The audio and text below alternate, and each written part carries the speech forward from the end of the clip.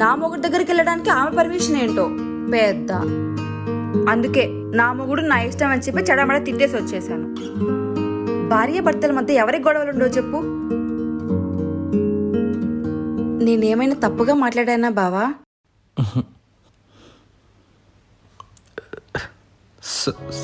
Sorry. నాకు నువ్వు అంటే చాలా ఇష్టం బావా.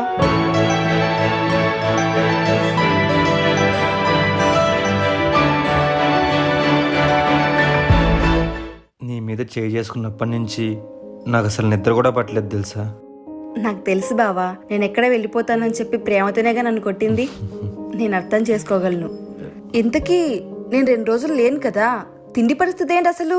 అదే అప్పుడప్పుడు తూకం తెచ్చిచ్చేవాడు, కానీ నాకు తినబుద్ధి కాలేదు. తూకం దగ్గర వాడి దగ్గర ఎందుకు తీసుకున్నావు బావా?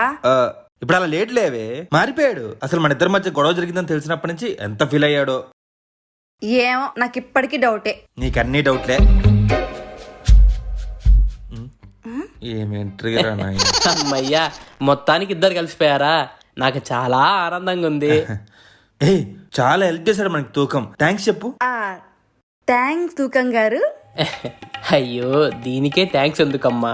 అబ్బో, ఎన్నో చేసాం. మన జిడ్డు కాంతారావు గారికి ఇలానే ఏదో ఫ్యామిలీలో ప్రాబ్లం వస్తే వాళ్ళ భార్యని, వాళ్ళ పిల్లల్ని, వాళ్ళ మనవళ్ళని అందరినీ కలిపి కృష్ణవంశీ ఫ్రేమ్ లో పెట్టా.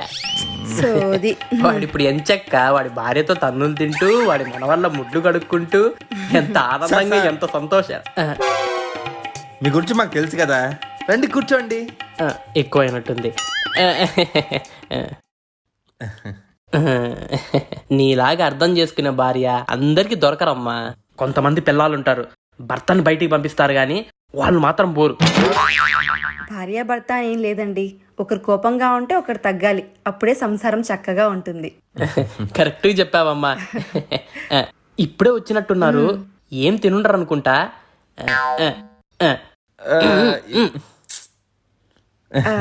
రవి, నువ్వు లేనప్పుడు రోజు దూకం గారే నాకు ఫుడ్ తెచ్చింది. దాందేముందిలే రవి.